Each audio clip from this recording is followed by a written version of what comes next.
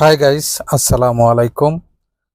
আজকে আমরা সর্বপ্রথম হান্ডি গরুর গোস্ত পাক করতে এসেছি। নতুন অভিজ্ঞতা, কিরকম হয়েছে যা বলতে পারবো না, কিন্তু রান্না কিন্তু শেষ। আমরা এখন এটাকে খুলে নিলাম।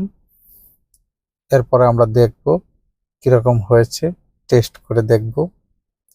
দেখতে তো মাশাআল্লাহ খুব সুন্দর দেখা যাচ্ছে। আমরা চেষ্টা করেছি ভালো করে। আমরা কিন্তু গ্যাসের চুলায় রান্না করেছি এটা। দেখতে পেরে দেখতে পাচ্ছেন যে আমরা গ্যাসের চুলার উপরে হান্ডি গোস্ত পাক করছি।